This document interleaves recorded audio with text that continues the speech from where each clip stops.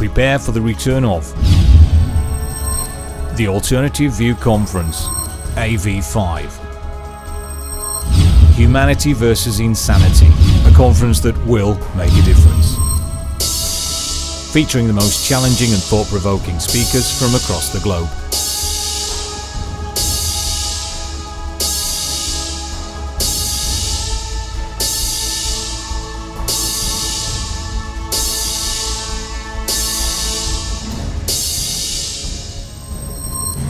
May the 16th to the 18th, 2014. Staverton Park Hotel, Daventry, Northamptonshire. AV5, the Alternative View.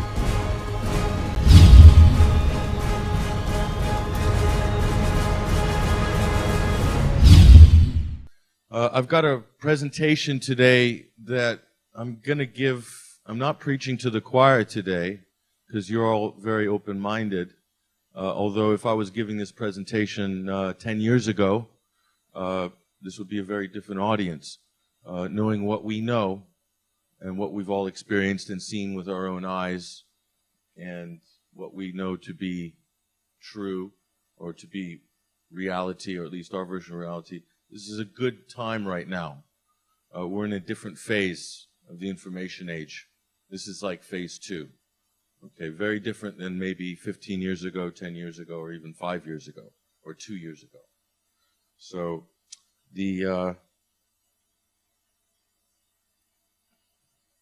hold on.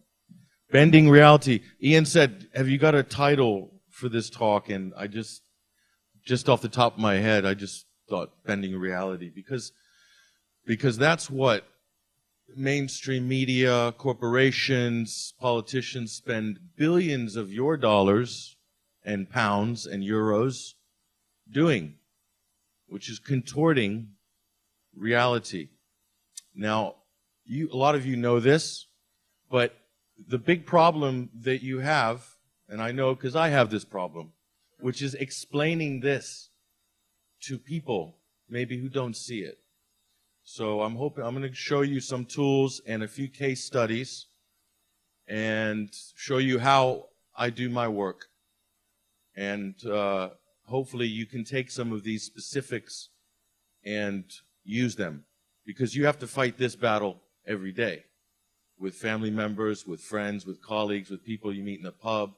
It's endless. This is what I was doing for the last 20 years before I got into actually writing and talking myself and putting my name on things. I was doing that. I was trying to figure it out. I was reading a lot. I was doing a lot of arguing. I was getting, having to walk out of family dinners at Christmas, So if someone brought up the subject of 9/11 one Christmas, and that was really ended badly. But I'm happy to say that, I've come through the other end of that, at least with people, because I really don't, I'm not wanting to convince anybody of anything anymore, because I've developed my own platform to put the ideas out, and they say, what do you think? People always are trying to goad you into a trap. So what do you think about 9/11? What do you think about this? And they want to get you to speak so they can start putting the conspiracy theory finger at you. And I don't even answer them anymore. I say, if you want to know my views, just go to my website. That's what I spend 8 hours a day doing it for. So go do some reading. So bending reality. Countering media manipulation in the 21st century. This is, we're going to do a little mental gymnastics just to get you warmed up, because we're going down a very deep rabbit hole right now. Different levels of the rabbit hole.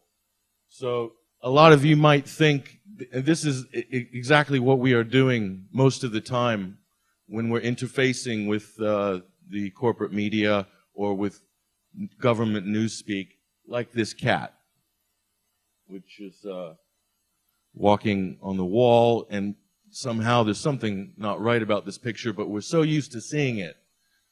This has become the norm in terms of mainstream information. And if you've seen that movie Inception,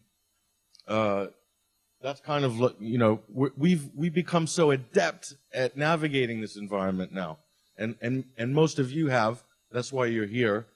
You're here to learn more, but you understand this, that sometimes the room is turned upside down, and you still have to keep going through it. You still have to keep your balance in this. It's not easy, and that's why a lot of people are fearful of trying to look at things a slightly different way, because it's uncomfortable.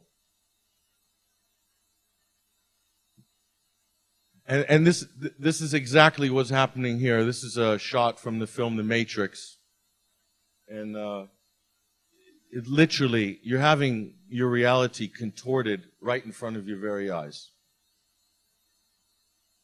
And it happens from the minute you wake up till the minute you go to bed, if you're engaging in this sort of stuff. But now let's just define this. I'm going to set some ground rules here. There's an old term called the fourth estate. Has anybody heard that term before? Raise your hand. You're familiar with that? What the fourth estate used to be the name for the press. Okay? So Gutenberg invented movable type. We had mass publications, distribution of information. More people got the ability to read. King James Bible came out, and the rest is history. And then somehow this press, can we go enlarge that for a minute? How do I do that? Okay. So the fourth estate was seen as essential, a part of society, a successful society, along with the church, along with the family, equal to the government, commerce.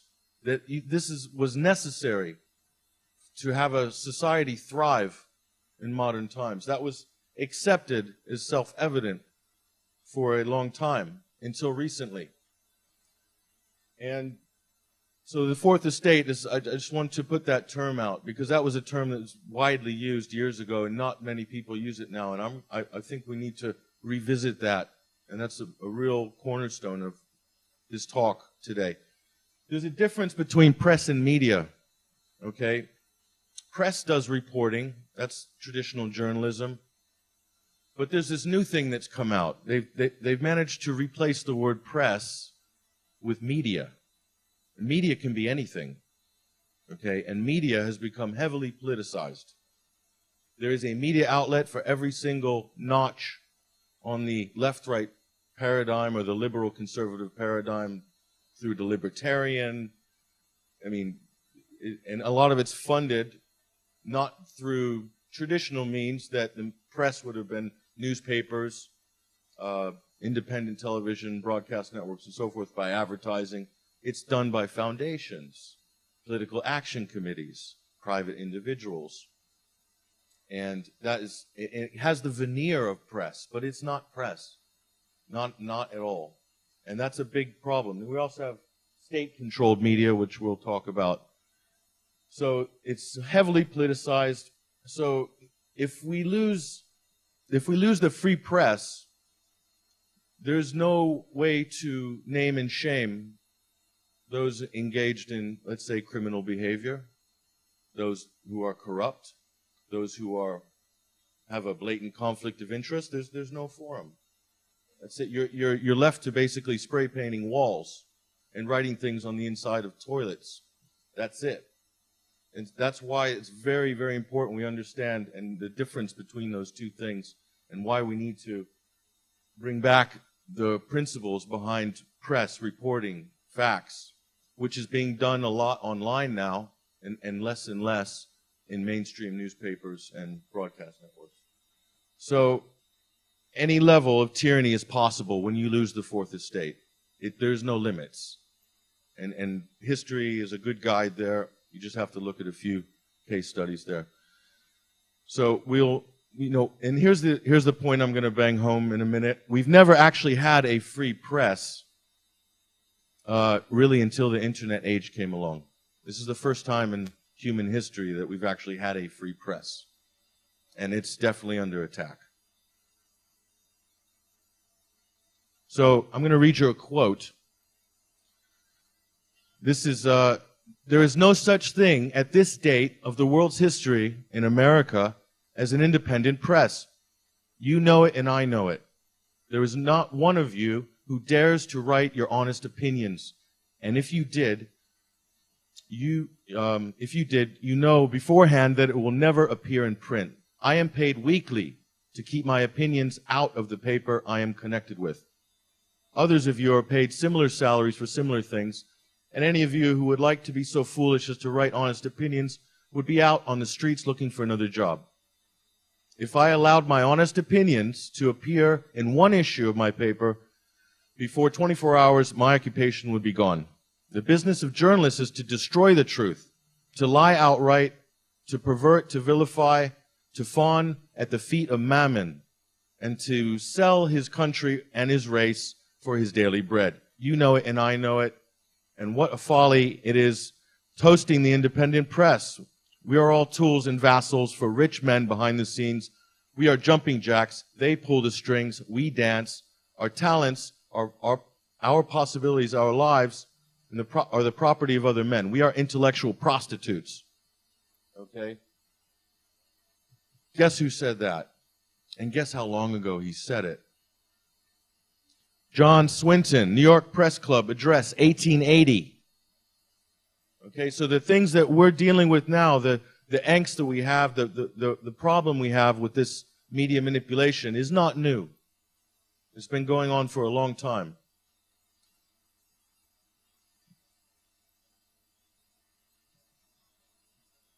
So in 2014, trivial stories routinely grab headlines. Product placements grab headlines. Statin cures dementia. How many times have you seen that on the front of the Daily Express? Or statin this or statin. Those are paid for front page placements by the companies that manufacture those drugs. Cock-ups, not cover-ups. How many times have we heard this? We'll show you a few examples. Oh, it was just a cock-up. There's no cover-up. Someone made a mistake. Information becomes disinformation. Informative is replaced by coercion. That's NLP.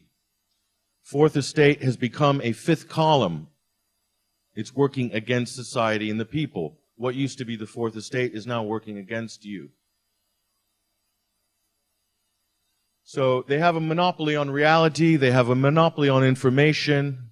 They manufacture a consensus on a number of issues. They have a monopoly on consensus.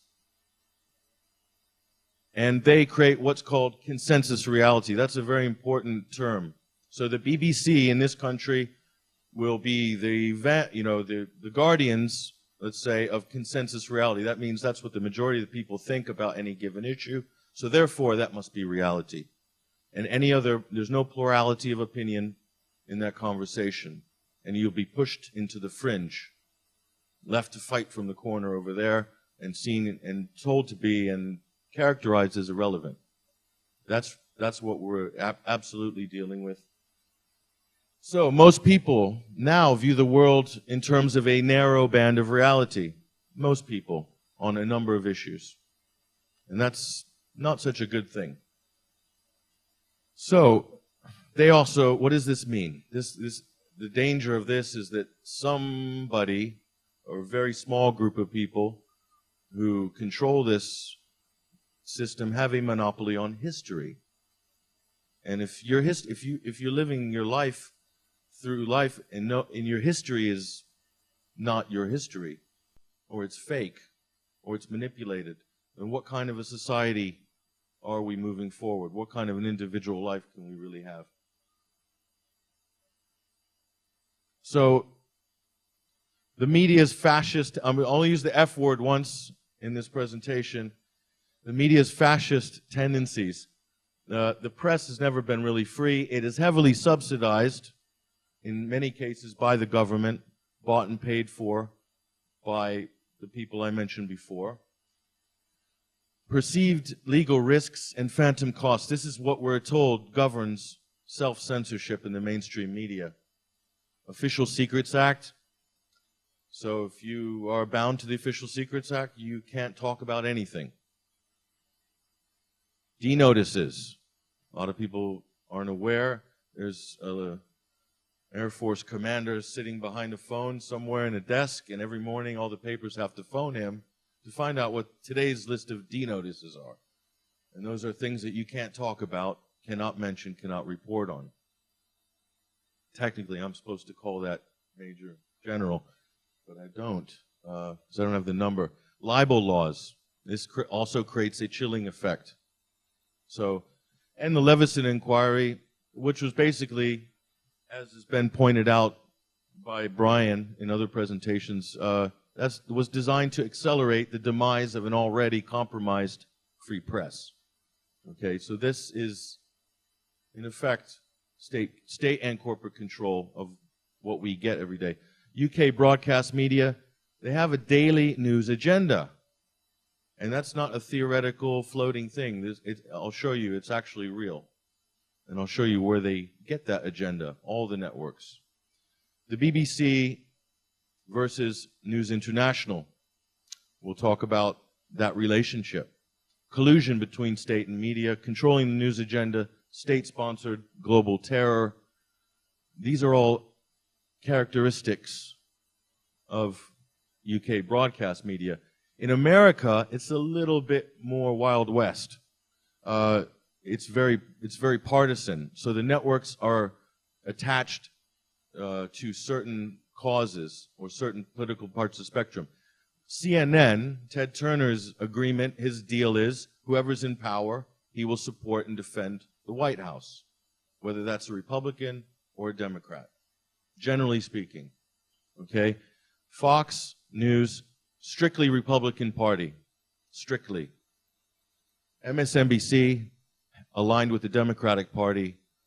Many White House staffers either have shows on that network or they are employed by that network, including former Press Secretary Gibbs, David Axelrod, and a number of others.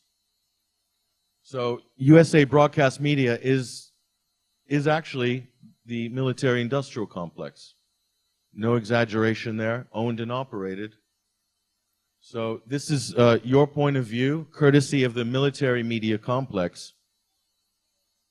So in the 1990s, this is when this really started taking shape. In the 1990s, a watershed moment happened. The total number of controlling firms in the media, including newspapers, magazines, radio, television, books, movies, went from 50 corporations in 1984 to 26 in 1987, 23 in 1990, and to less than 10 in 1996. Today it's about 6. Okay? You see how it's been compressed. So that's called consolidation. Effectively, you have a cartel right now. So those 10 at the time were News Corporation, that's Rupert Murdoch's empire, Sony, Time Warner, Disney, Viacom, General Electric, Telecommunications, Inc., Seagram's, Westinghouse, and Gannett News. So, according to Project Censored, in 2010, only 118 people comprised the membership of the boards of directors of the 10 biggest media giants. 118 people. Okay? Now, so let's look at who those people are. William Kennard, New York Times, is also a member of the Carlyle Group. That's George Bush Sr.'s corporate confab with the Saudi Arabians and everybody else. Maybe, I don't know if, definitely John Majors, I believe, on the board of the Carlyle Group. They're military, heavily. So that's New York Times. So Douglas Warner III, GE, General Electric, major U.S. defense contractor, owns NBC. So Bechtel, and Bechtel as well. He's on the board of Bechtel. So John Bryson, Disney, owns ABC in America, and he's on the board of Boeing. And Alwyn Lewis, Disney, ABC, is on the board of Halliburton, and Douglas McCorkindale from Gannett News is also on the board of Lockheed Martin. So that's why the wars get promoted so enthusiastically from the word go. There's a massive conflict of interest there. That's a problem. So some of those companies, these are the 50 corporations that basically own many other corporations below them. So these will be the top 50 in the West, not including Chinese corporations, which are actually much bigger in terms of capitalization than Western corporations now, say the top 3 Chinese companies. So you have the Carlyle Group and General Electric, but who are the major shareholders in those companies? Are banks. And these are who they are. So we're just setting the parameters here. So here's the tools of the trade. Right now, the dominating tool of the trade is political correctness. Neurolinguistic programming, NLP. Intellectual cul-de-sacs. We're going to go into that. Cultural Marxism is obviously connected with 1 and 2. That should be 4, actually. And all these create a chilling on free speech. The result of that is no one to challenge the state. So this is how it's designed. And 1 through 4, each of those things in the end empower the state. So this is a mainstream journalist here, Simon Heffery, says, this, in theory, is still a free country, but our political correct censorious times are such that many of us tremble, us in the media, to give or vent perfectly acceptable views for fear of condemnation. Freedom of speech is therefore imperiled. Big questions go unabated. The great lies become accepted unequivocally as great truths. Daily Mail, mainstream. So there are people who have said this, and it has kind of come out a little bit. So, NLP. If you're not familiar with here's one of the masters. President Obama is an example of a politician, but this is how they use NLP in the media. So here's one. It was a cock-up. It wasn't a cover-up. The David Kelly investigation, for instance. The state obsession with secrecy. I've seen the intelligence. I've seen the intelligence. How many times have we heard this? I've seen it. It's been shown to me by, I get intelligence briefings every morning, so I've seen it. I've seen the dossier. It must be true. Intellectual hegemony. So we're going to take a look inside the editor's head, and those are conspiracy theories and myths. That is actually a politically correct bit of NLP that's designed to stop the conversation. This is a device, the word conspiracy theory. It's a device. It's a little smart bomb. You throw in a conversation and everything comes to a halt. So intellectual cul-de-sacs, this is really important. This is how they play. This is how they're hurting you. So let's look at the intellectual cul-de-sac people. The French cul-de-sac means bottom of the bag, which I found was interesting. In English, it means a dead end, not a throughway. But I actually like the French definition there. So that's our adaptation, no through road. And here's some of the guys that know how to do this really well. In other words, they'll lead you into a subject or an argument, and once you're in, you go on a roundabout, and there's really no way out. So here's a nice intellectual cul-de-sac. This is UK broadcast media. So we have, you enter the cul-de-sac, everything looks great.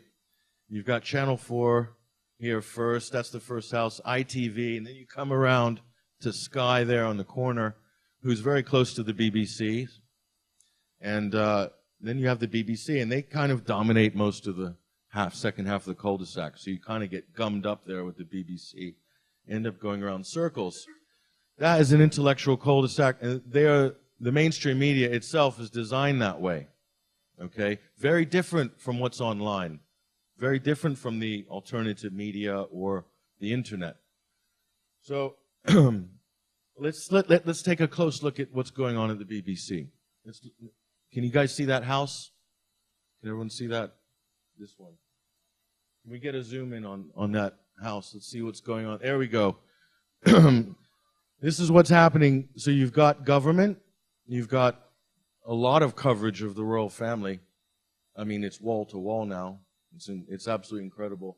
And then you've got Jimmy Savile there, who pops up there behind Broadcasting House. That's more or less, that's the difference, you know, mainly the influence of these three types of individuals, or you've got a lot of that going on. And then you've got something going on in the driveway here. I can't really see it, so we're going to have to take a closer look, see what's going on the driveway. Well, there's the kids. There's the kids. Common Purpose are heavily involved with the BBC. Behind the scenes, of course. So it's all great. Let's work together. We're all a team.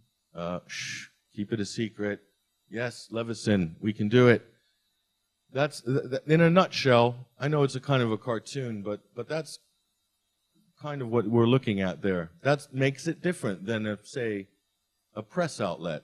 Very different. There's a lot more going on behind the doors at the BBC than they care to admit. And we'll show you a few things. So, which stories matter? Mainstream institutions are fragmented, losing their advertising, and insecure about their business model. This has led, in my view, to a profound lack of confidence, and consequently, too many news programs are chasing the same stories with the same agenda, almost in the same order, very often. Now, that's not someone from the alternative media saying that. That's been admitted by Alex Thompson, chief correspondent of Channel 4. That's not me or someone from the lunatic fringe admitting that. That's him. So, a news agenda legitimated by guess what? And this is not an exaggeration. It is the Today program. Okay, how many still watch the Today program? Not many in here. I stopped watching it in 1999. So, there's no doubt that across all newspapers, radio, and television, there's a sort of consensus that we follow. My first news hit of the day is the Today program at 6 a.m. And today was New Zealand, followed by Libya. And I'm not surprised if that isn't the same order for us for the rest of the day. Nice and easy. So, not because they set out, it is set out like that, it's because there's a sort of obvious logic, if you like. Who said that? That's a senior TV editor who wanted to remain anonymous for that book, which is called Power Beyond Scrutiny, which was published in 2012. So, and I think that would probably be someone at ITV or Channel 4. Head of news, probably. So, intellectual hegemony. A lot of this stuff, the conclusions that they come to on major events are based on the editor's gut feeling. That was my gut feeling. He made the call. That was my gut feeling. So, the appeal to a lack of evidence for David Kelly's murder is perhaps an understandable response to those whose gut instincts was to favor the official verdict. My question is, what about my gut instinct? What about your gut instinct? Does that matter at all? Because clearly, there's an institutional, habitual bias going on here that removes us, removes the public completely from this story. So this puts journalists on the same grounds as so-called conspiracy theorists. What's your opinion on 9/11? Well, it's my gut feeling that I'm being told a lie, and the official version put forward by the government is just a load of crap, basically. That's my gut feeling. You're a conspiracy theorist. Well, they're not standing on much stronger ground than the so-called conspiracy theorists that they're railing against. In fact, they are standing on the exact same ground. And the biggest purveyor today of conspiracy theories are mainstream media, journalists, and politicians. The worst conspiracy theories I've ever heard. And the most amount of speculation.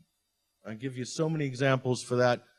Flight MH370, or 7/7 or 9/11. That is the official version is the most outrageous conspiracy theory I've ever heard. Okay? So you need to basically understand how the tools that they're using, and it's very easy to spin the table around. And then you need to put those who are pushing that sort of stuff on the defensive, because they have to defend their point as well. They'll say to you, "Why, can you prove it?" No, it's not my job to prove it. Can you prove that the official version is factual?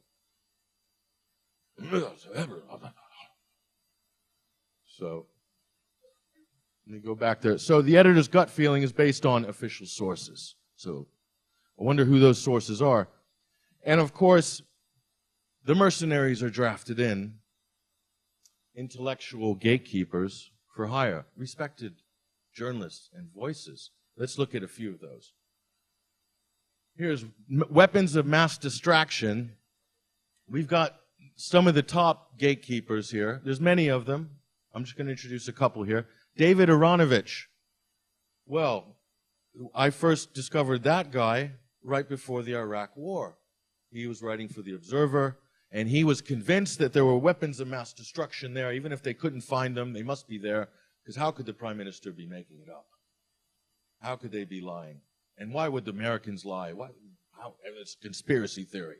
There's definitely WMDs there, and we need to go to war lickety-split quick.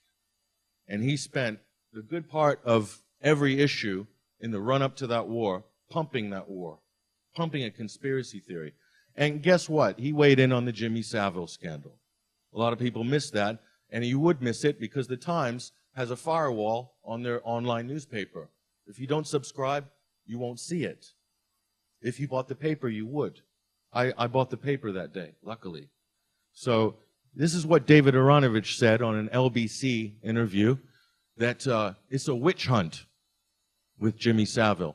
That some of the allegations against Savile may not be true, and it's might not be true. It's a witch hunt. Oh, this was at the beginning, early on.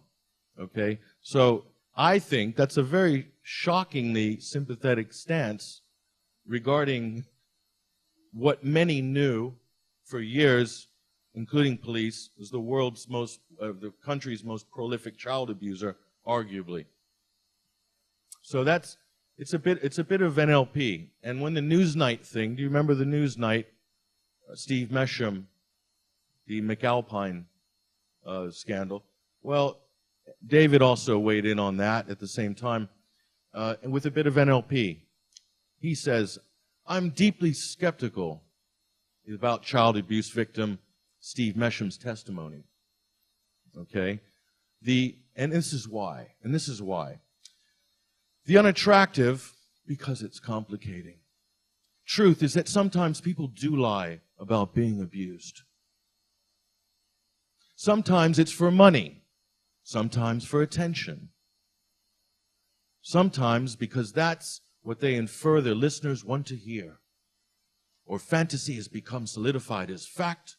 The dream is daylight. What beautiful prose. What a literary master. I'm so impressed. Only I'm not. Because clearly this is an exercise in gatekeeping. Okay, and they are good at it. There's special people for special jobs on special subjects, and they just appear out of nowhere to weigh in on these issues. And always defending the establishment. David Mellor. Don't make fun of him. So David Mellor came out in support immediately of his pal, Lord McAlpine, to help discredit Steve Mesham by labeling the abuse victim as a, quote, weirdo. David Mellor. A pillar of the establishment, no less. So David Aronovich, now, did you see that during Bilderberg, Andrew Neil had Aronovich on with Alex Jones? Okay. Now, I'm not slating Alex Jones here, but I'm just going to bring this point up because had Alex Jones done his homework on live TV, he could have pulled down David's pants and put him in the middle of traffic. just on the WMD thing, or the Savile thing, or the BBC and the Savile thing, on live television. And Andrew Neil would have been panicking. Commercial. We don't do commercials. Oh, shit. So in my point is here that alternative media need to be, when you get an opportunity to be on the BBC, if you have to be on the ball. And if you've seen Ken O'Keefe, who is an activist, Palestinian American, who's a champion of the Palestinian cause, when he was on the BBC, I saw him on Hard Talk like 10 years ago, and he just ripped that guy to shreds. And you could see they're just waiting for the segment to end. They wanted to get him out of the building. It was embarrassing because Ken did his homework. He knew exactly what he was up against, and he wasn't just there for his own, to get his own thing across or whatever. He was there because he wanted to expose the BBC as being completely hypocritical regarding the Israeli-Palestine issue, and I think he was successful. I wish Alex had done his homework or had someone briefing him before he went on stage, because that would have been monumentous. Instead, it ended up slightly different. So, the thrill of official sources. Those very journalists who do have some sort of access and privilege are so jealous and guard it so closely that it's almost worthless. They are in the pocket of the person who's providing them with what information they get. And that is the whole of the mainstream media who have access to intelligence briefings. Or DOD, I've got a contact at the DOD, and we had lunch, and he told me this. And they don't say what they tell them to steer away from. Oh, we don't want to go there. That's the dead end. Here's the real story. Iranian nukes. We've got the documents, and we've seen it. Here, I'll show you a little peek. Quick. And then, and then, of course, that pretty much does the job with most journalists and broadcast editors. How are you going to question the DOD or the MI5?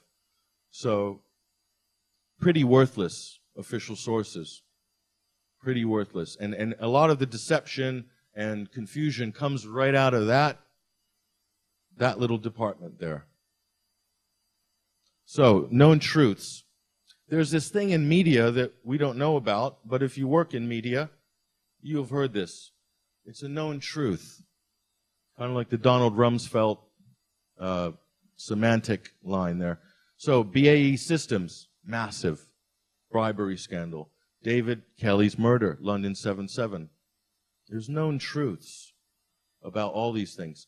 So Alex Thompson, Channel 4, says, there are endless examples one could give of well-known truths which do not make it into the public domain. Well-known truths. In other words, we all know this.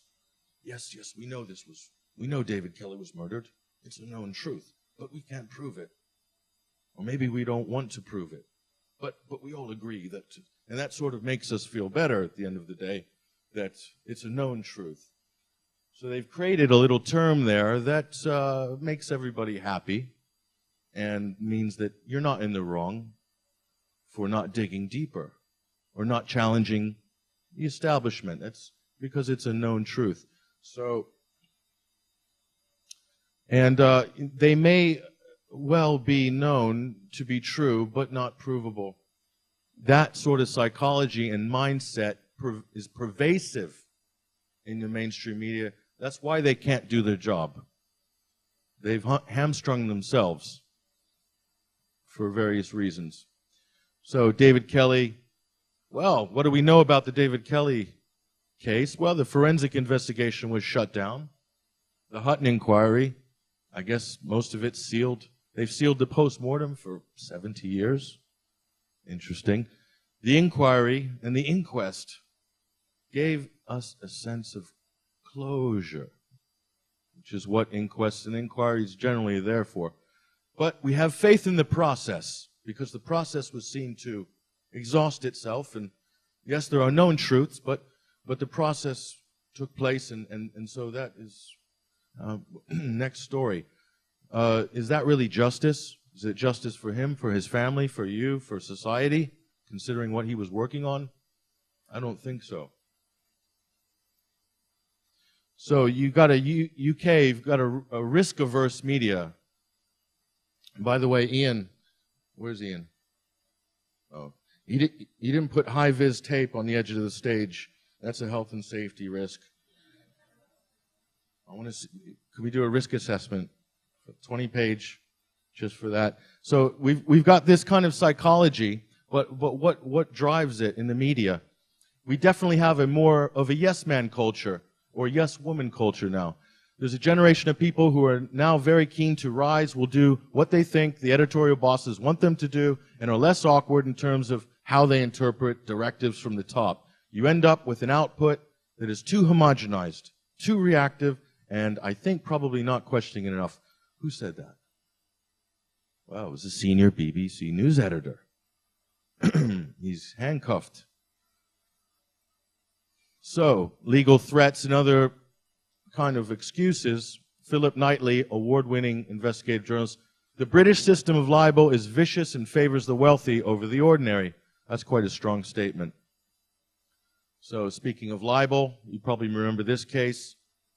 Somehow, some way, ITV managed to award a payout to this man for names that nobody actually saw on a piece of paper. That was quite extraordinary, £137,000. And likewise with the BBC. The BBC didn't leak Lord McAlpine's name. It came up on Twitter by who? I don't know. Michael Crick? I don't know who. Yeah, isn't that interesting? Does she work for the BBC? So why would they have to do a payout? That was... The end result is he managed to garner £500,000 and walked away from it. Gave it to charity, admittedly. But it was just a huge farce. And that's all based on this threat of libel. So that really drives people. So Alan Rusbridger, editor of The Guardian, in my estimation, a nice man, very smart, incredibly well educated, and he does know his job. Okay? But with the NSA Snowden thing, GCHQ shows up at the door at The Guardian offices in London and says, we want the hard drives, we want to destroy them now. And they said, or we're going to sue you.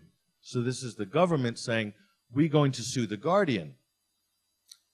And okay, and that's going to be an expensive lawsuit, and if you lose, it's going to absolutely hurt your business.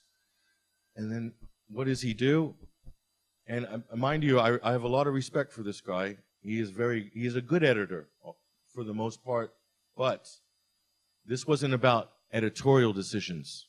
This was a precedent that was set where he allowed the government agents, operatives, to come in, and I think, if I'm not mistaken, they made people from The Guardian destroy the hard drives in front of them. Yeah? What's that?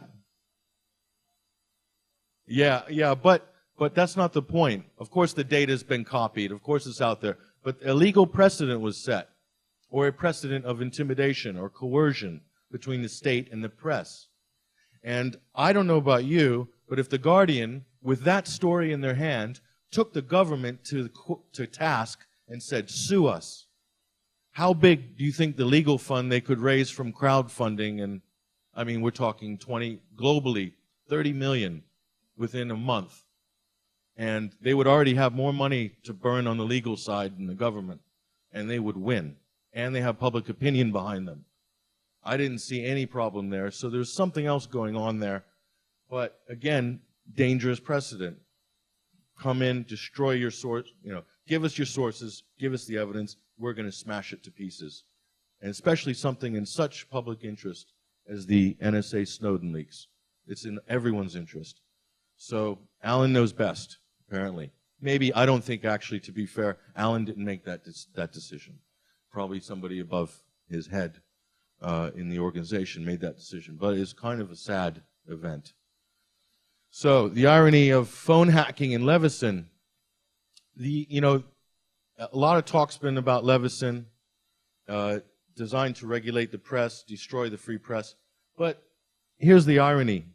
The entire exercise is implying somehow that we don't already have law enforcement, police, detectives, inadequate justice system. Some of you might find that debatable, but we do fundamentally have some justice structure there to deal with phone hacking.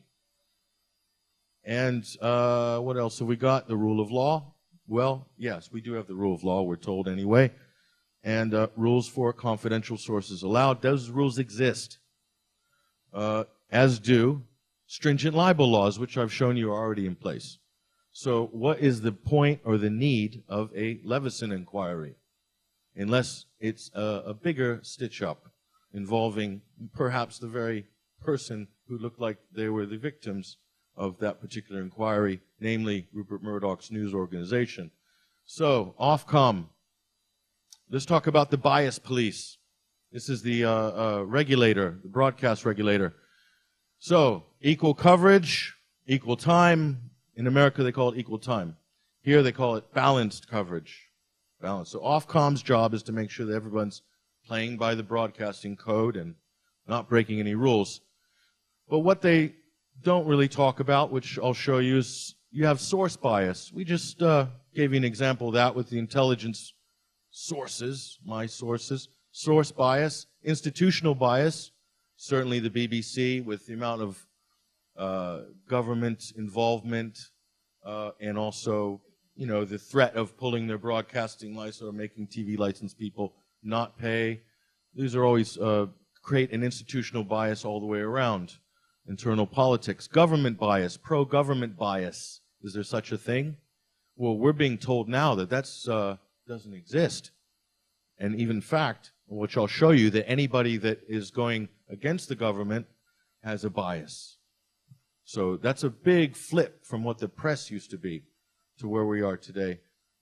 So, but Ofcom, they don't really talk much about lying nor misrepresenting facts and photos, and putting forward staged productions and passing them off as documentary news. These are all things that we've seen major networks do in the last year.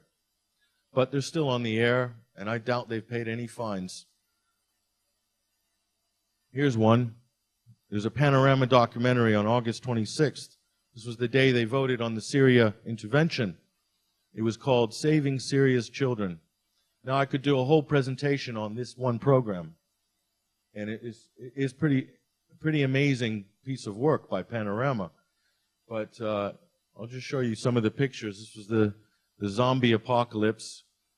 So you have, when the camera rolled, you could see, it's almost if someone said action, and then these people suddenly came to life and started moving. It was incredible. And the whole thing had these kind of very interesting scenes in them. And yes, and people have complained and they've said, no, nothing untoward there, nothing wrong there. That was a production in the professional mourners, which in the old days used to hire professional mourners to come to your funeral if you didn't have any relatives left or friends. So these are kind of like actors. It's what it appears to me and to others as well. But, the BBC weren't the only one trying to hype up a war with Syria. Everybody was at it.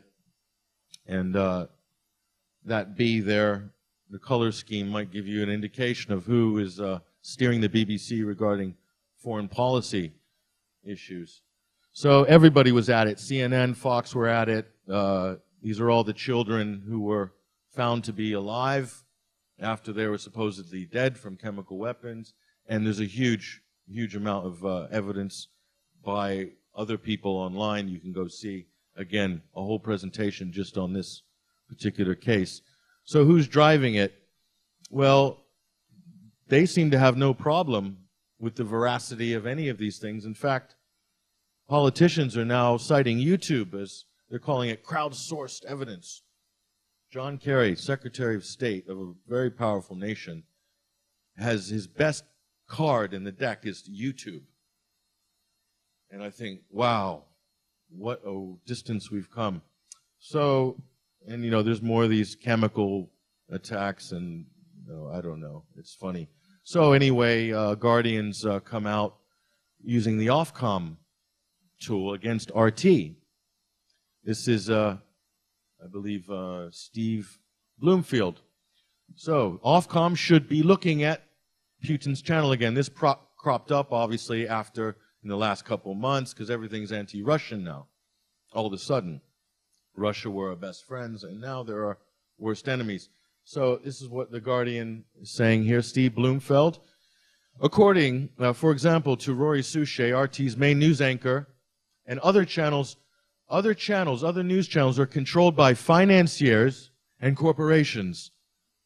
It is all, he told me, part of a military-industrial complex. How preposterous Rory Souchet from RT could say such things. Well, I've just shown you earlier in this presentation that that's absolutely true. Absolutely 100%. Irrefutable. Fact. No theory. And I didn't even show you everything. Because if I wanted to dig deeper into that, I could probably find it a lot uglier. Okay, so this is again Mr. Bloomfield from The Guardian, and this is why he says Ofcom should go after RT. Spoken on air of many unanswered questions about 9/11 and how Israel uses Hitler's methods against the Palestinians. Well, I'll tell you for a fact that 4 million Palestinians are not going to argue with that particular point, and I believe their opinion is valid in that argument. But of course, a lot of the media don't want to address that side of things. And of course, there are questions about 9/11. Everybody has questions about 9/11. Anybody who's sane has questions about 9/11. So that's our man, and this is what he rounds it out with, which I find quite interesting. He says, but propaganda for an autocratic government and conspiracy theories linked to anti-Semitism are not an alternative anybody should be comfortable with, nor, for that matter, is it something that the television regulator Ofcom should ignore. So what he's saying basically is there's no plurality of opinion. If you're not doing what the BBC are doing, or ITV, or anyone else, then you should be shut down. So pulling back the plurality of opinion and doing it aggressively, I might add. So what is RT all about? So these are the media monopoly breakers, okay, for broadcast media. 1998 on the internet, the Drudge Report made a huge splash, broke the Bill Clinton, Monica Lewinsky blowjob scandal, and Matt Drudge became a household name overnight. His site is still one of the biggest sites on the internet. And that changed the playing field drastically. So, how do I get the slide up again? Okay. Al Jazeera arrived on the scene around 2001. Initially had a lot more independence than they do now. Now they're more or less controlled by the U.S. State Department. But they did break the monopoly at the beginning, and as you know, their facilities in Baghdad were bombed during the Iraq War and so forth. And I think after that, Al Jazeera did a little bit of a 180 and became the network they are now. Press TV came on 2004. They are off all satellites in Europe and officially off the air in America right now. They only exist in Arab countries, Asia, and on the internet. Ofcom took them off based on some ridiculous. In fact, Ofcom can't give one answer as to why they pulled their license. There's two answers they've given. So, Press TV, Iranian, arguably. So definitely they are biased towards Iran, absolutely. But they did a lot of good reporting on other subjects. RT, 2005. So, basically, people around the world, especially China, who has launched CCTV, which is a global English-language news network with a huge reach, okay? And RT, go back. It's a soft power trend. Russia, China, they realize we have to communicate to an English-speaking audience because we have to protect our interests. Or in this new globalized world, they wanted a little chunk of the media monopoly to get different views across, okay? Because there are certain things that the Russian government or the Chinese government believe in that we don't believe in, or vice versa, okay? One of them, I'll give you a perfect example. Russia is not very, very keen on GMOs, genetically modified crops. They're not, they're not really keen on it. So they run a lot of stories about Monsanto. I've not seen one story about Monsanto painted in a negative light by any mainstream media, especially broadcast media in the UK or the US. It's almost off the list. So is RT doing a service there? I think so. But the accusations are that they're biased and they're propaganda mouthpiece of Putin. And this is interesting because I've done about, I can't count, but in the last 3 years, maybe 60 or 70 slots on RT. I have never once been censored, never once been told off, never once been told what to say, never, ever. Okay? And even now, I don't even ask them to send me questions before the interview. I say, I don't want to see them. Just tell me the questions on air and I'll answer them. Because I just don't want to get into scripting my replies too much. But anyway, so they've got Americans and British on there, and that's giving them credibility, and it's an evil plan by Putin. Well, guess what? When I go on to RT, that network, I'm not there speaking for Vladimir Putin. I'm Patrick Henningsen giving my opinion on that issue. And if I'm reaching 50 million people doing that, I don't see a problem with that myself. And they don't see a problem with that, so I don't see a problem anywhere, quite frankly. And I think every single other person on that network pretty much operates on the same vein. Do they criticize the Russian government enough? Probably not. But does the BBC do any real criticism of the British government? Do any of the US networks really take Washington to task? No, they don't. In fact, they do one worse. They gloss over what is clearly a neo-colonial, neo-imperial agenda, and they gloss it and repackage it into something else, into freedom and democracy promotion and all sorts of other good stuff. That, to me, is worse than not criticizing the government enough, is plastering over what is clearly, a rancid agenda. So you probably saw this RT anchor. She grabbed the headlines at the right time, right as the Kiev was falling into the hands of a military coup. She resigns on air from RT. Liz Waugh is her name. She's American, RT America. She gave a very passionate speech on air. It said, I will not be party to being a mouthpiece for Vladimir Putin, and it's just horrendous what the Russians have done in Crimea. They've invaded Crimea. No mention, of course, that Russia has had a Black Sea Naval Fleet base there since Catherine the Great, 250 years ago, and they have permanently stationed there something like 20,000 odd, 25,000 troops. So they didn't actually invade. They were there already. So, again, that's just part of the Ukraine spin. So, who is Liz Waugh? Well, it was quite interesting. Only a few days it took to find out what really happened here. And can I see the bottom of that, please? No, yeah. Liz Waugh, this was organized behind the scenes for months by the Foreign Policy Initiative think tank in Washington, D.C. They used to be called the Project for a New American Century. And it's run by Robert Kagan, an arch neoconservative. Remember, Obama's in the White House, but look who is dictating U.S. foreign policy still. That's interesting. And who Robert Kagan's wife happens to be Victoria Nuland.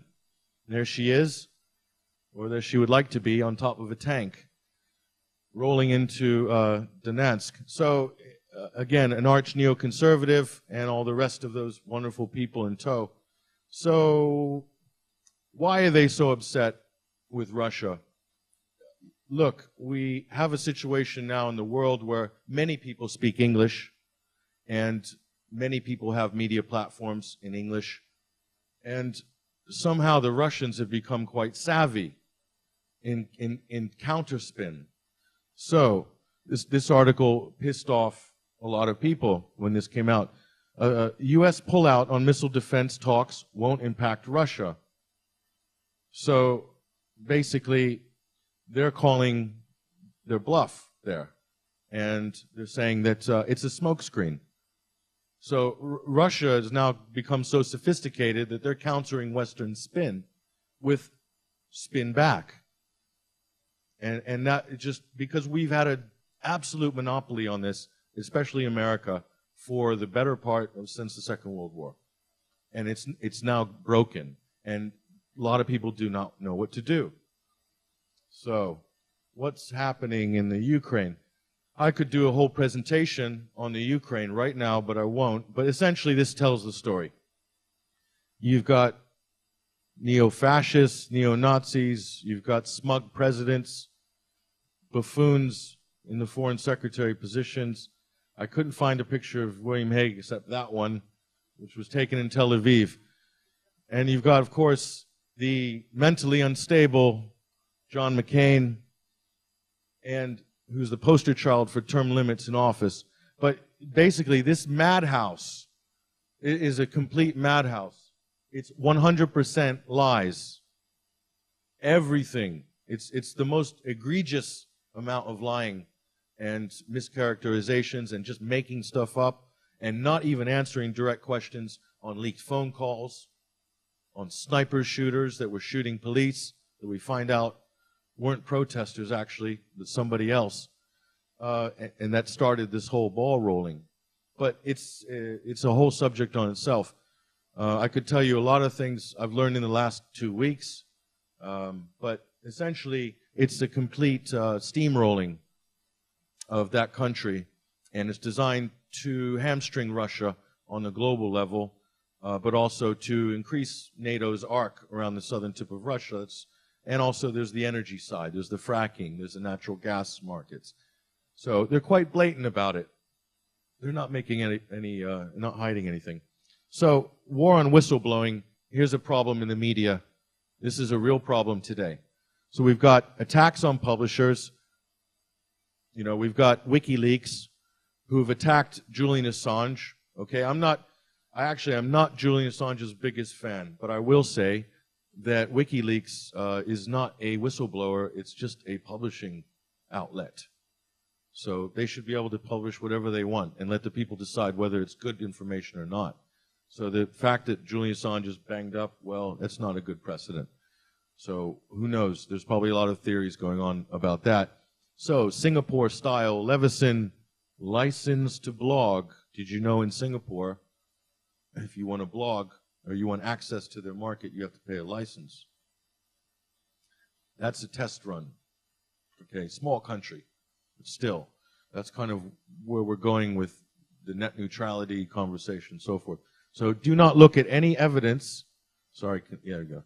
Do not look at any evidence other than what has been released through proper channels. Okay, that's what we're being told. That's what whistleblowers are being told. Go to the police, not the press. Okay. Well, what if the police are known to be corrupt regarding certain very touchy issues? What do you do then? Is it going to get mothballed?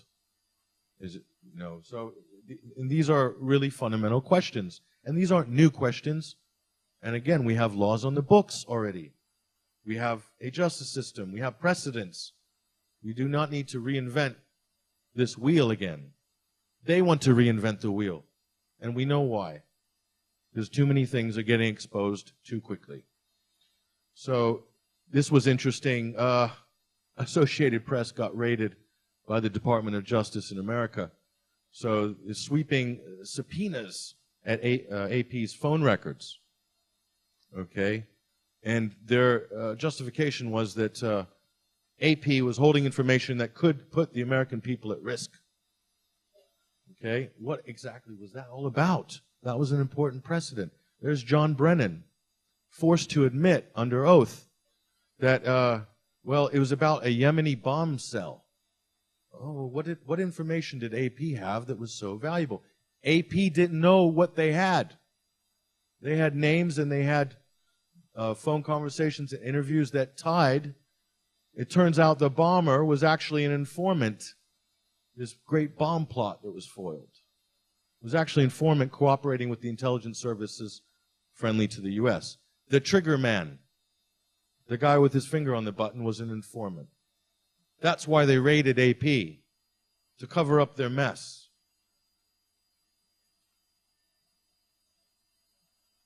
Here's a whistleblower you probably haven't heard about, because this is more or less blackballed in the media. General James Cartwright, Marine 5-star general, Marines. He blew the whistle on Stuxnet.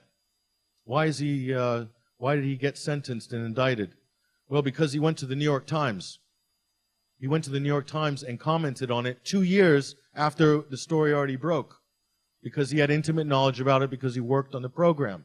What was that? That was a computer virus designed to disable and disrupt the Iranian civilian nuclear power program, risked a Fukushima event happening in Iran, done by joint U.S. and Israeli intelligence. And also, we find out, of course, a year later, that they were doing the same target on Russian civilian nuclear power program plants. Do you think that's a bit dangerous? Do you think that's a bit reckless? Is that a bit risky?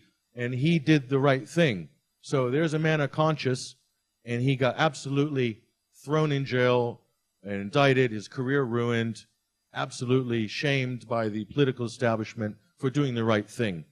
And shame on the press for not making a big deal about it. In our little way, we tried, and we did, get the issue out to our readers, but where is the mainstream media on that story? Because I can't think of a more patriotic Marine general than General James Cartwright, because he had concerns about what was going on and that it could happen again. So, let me just check the time here. What? 5 minutes. Okay, we're going to have to sail through quickly, but Boston bombing, I was going to kind of just go through that a little bit. You guys are probably familiar with this, but I was following this real time with other alternative media journalists, and it was interesting. And if you're not familiar with it, there's your bombers. There's the backpacks, same backpack.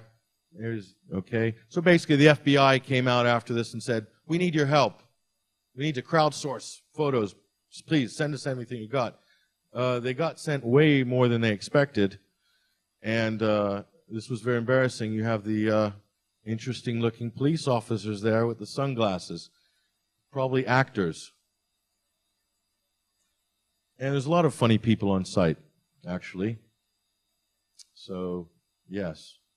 Different color jackets, hats, red hats, blockers, green clothing, cleaners, yellow hats, stage managers, blue hats, FBI, maybe, black clothing, craft, military contractors, high-vis jackets, police, yeah, I think. Anyway, this was my favorite picture from the Boston bombing. This is the Incredible Hulk. Somehow the clothes get ripped, but there's no cuts on the body. And I've got so many of these photographs, and everyone's seen them, and there's not a question or a peep about this. This was some sort of a drill, who knows.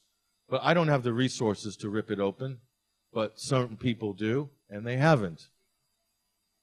And there's a number of these events.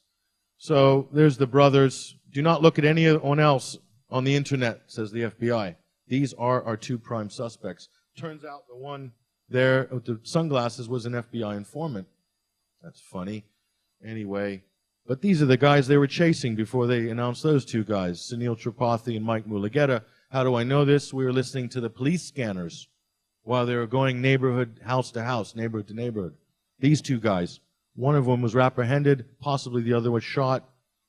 And here's this poor guy, Sunil Tripathi, was actually on a missing persons list 2 months before, which was interesting. And then, sadly, after the Boston bombings was all wrapped up, he was found dead, floating face down in a pond in Providence, Rhode Island. But he was front and center in the hot pursuit of the Boston bombers, and they just wiped these guys from reality. They didn't exist after the Tsarnaev brothers were up there on the screen. I have a lot of questions about this. A lot. So, and that's the end result there. Caught the bombers. Big celebration. So, and of course, there's your police out looking for a couple of kids, they say. And that's what you get in America. So, and then I got sent this video that the morning after they had caught Tamerlan Tsarnaev. I don't know if I have time to show this to you, but anyway, it's a video custody here in Watertown of the police had someone handcuffed naked. They're walking him to the police car, and it looked like Tamerlan, but he was supposed to have been shot and run over by his brother before. So we'll just move on. That's the CNN video. That's Tamerlan. There's a photo of Tamerlan. It's the same guy. Okay? It's the same guy. You can go look at the video for yourself on YouTube. Same guy. So he was in police custody, but somehow he ended up in the morgue the next day. This is a horrible picture, but I'm going to show it to you because this made a big impression on me. He was butchered after being in police custody. That's what it looks like to me. Okay? But no paper, no broadcast news network would dare ever talk about any of this for some strange reason. It's to be called pro-Islamic or not patriotic. Media blackouts. There's a raid at the Bundy Ranch, and it aside from maybe Fox, early days, CNN sent someone there to make it look bad. No other coverage. This was our photographer who snuck behind the government lines and gave the public a glimpse of how well equipped the Forestry Service was. Okay? And that there is a sniper pointed at Shannon, the photographer. They had a beat on him. Okay? So he put himself at huge risk. He is totally independent, went there on his own steam for GMN, and allowed me to use his photos to tell that story. And that is alternative media. Okay? Very, very brave and very good guy, Shannon Bushman. So, just quickly, Hollywood, that's Hollywood, folks. It's an absolute dump. And let's just talk about their little contribution quickly. Zero Dark 30, The Hunt for Bin Laden. Okay, what is the difference between the director, she got an Oscar, Catherine Bigelow, and Leni Riefenstahl? Absolutely nothing. Okay, they're both doing government propaganda right there in your face. So here's the online media. That's left liberal, roughly, right conservative, libertarian in the middle, and these are aggregators. So these are websites that have links to other sites, and these ones produce mostly original content. Okay, that there represents a lot of traffic on the internet in terms of news. But believe it or not, that is only probably 25% in weight of the alternative media. There's another 75%. Okay, look at the difference between this, and I don't care if you want to go on the left or the right, or you're with George Soros here, or you're over there with the neocons, or you're in the middle, or you're down there with Rents, aggregating news, and activist posts. It doesn't matter. The point is, look how much choice you have compared to the other monolithic system. It's, to me, this is a complete playground for anyone who's curious, who wants to know anything about anything. I think it's fantastic. And this is just the tip of the iceberg. So if they want to move us off the reservation or onto something else, I'm not too excited about it. There's a number of stories here that I got to work on in depth, and sometimes on the ground, sometimes interviewing people involved, and I learned a lot. But one thing that I discovered about all these stories was totally different than the stuff that I'm reading in the main narrative. Boko Haram, we could talk a little bit more about that, but there's the First Lady, Bring Back Our Girls. That started a Twitter phenomenon of people doing other hashtags. And this is the next phase, is they're now trying to make certain causes trendy in terms of military intervention, get the kids involved. Of course, other people are getting involved in this hashtagging as well. That's my hashtag, let them eat cake, hashtag. And this is the problem. This is the Twitter revolution. You know, before the revolution, after the revolution. They got us into a bigger cage, basically. I don't spend a lot of time on Twitter. You know, I think it's, I don't know. I don't put a lot of weight on it because it's only 164 characters, but apparently Stephen Fry loves it.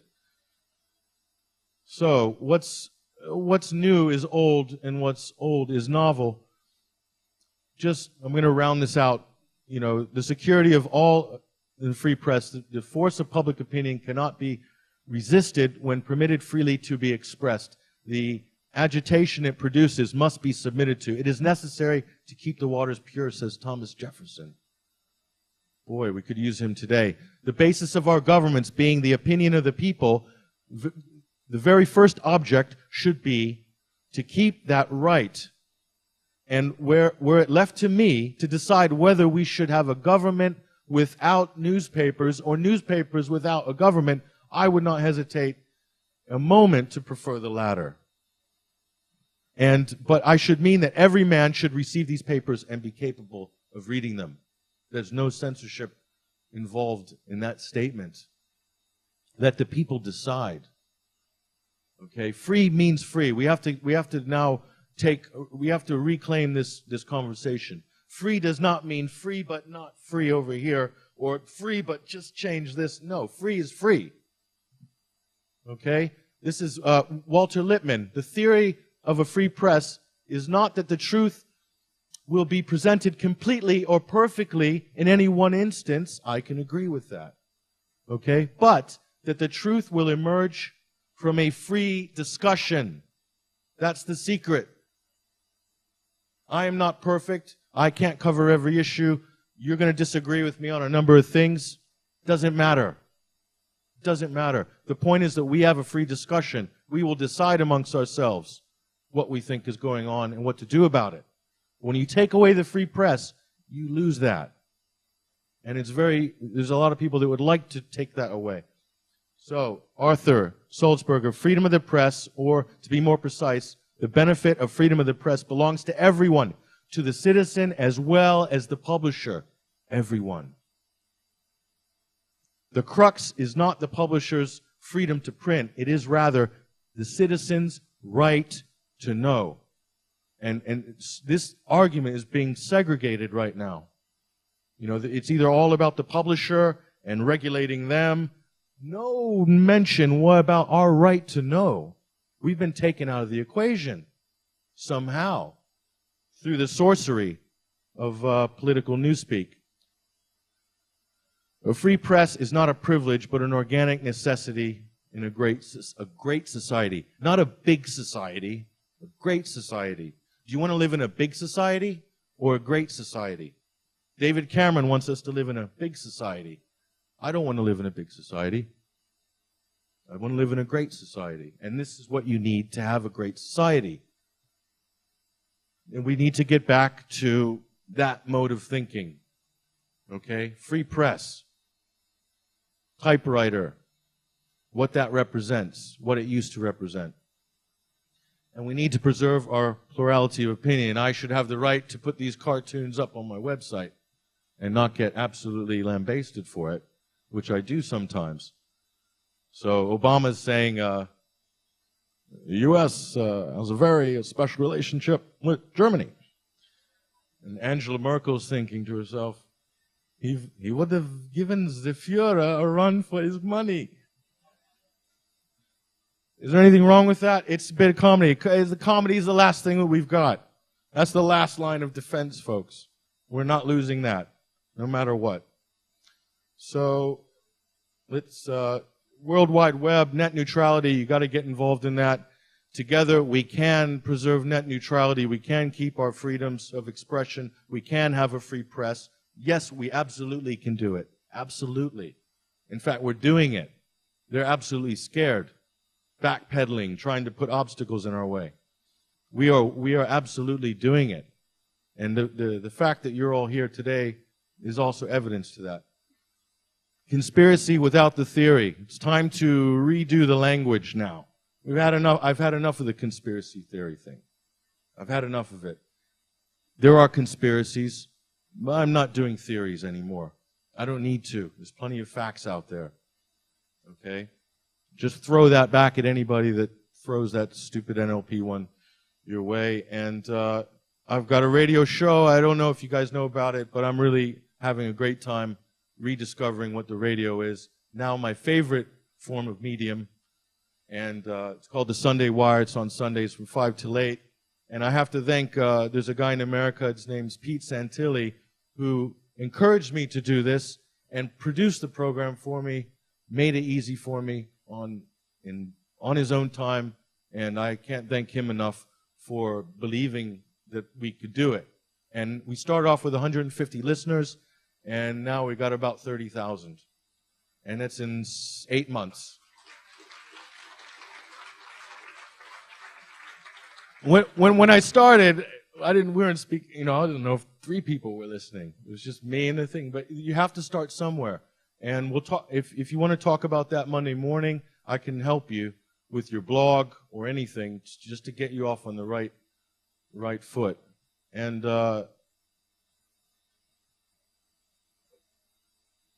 okay, well anyway, my website's 21st Century Wire. And also just understand that when I started it, I used free software, WordPress. I had no money. I had enough to buy the domain name. Everything else was free. And I've been doing it for almost 5 years, 4.5 years. I started off, I was so happy when I got 100 hits in a day. I was, wow, I can't wait till 200. And in a month, getting 1,000 was a big, at the beginning, and then getting 10,000. And in February, we had 1.25 million unique page views. So that's with no money. It's the last year I've plowed, my brother and my friends have put some money in to get it going, but I started off doing it with nothing. So if you can do it with no money, you're just dedicated, and you have some belief in what you're doing, nothing can stop you. And encourage anybody else who has a blog, who has a website on anything, should be very much encouraged. Okay? We need as many opinions, as many websites as possible. As many. We need thousands and thousands and thousands. And with that, the weight of that will bury the cartel. Will absolutely bury it. So thank you very much. And if you have any questions, you want to talk Monday morning, we'll do a workshop on media. Thanks very much.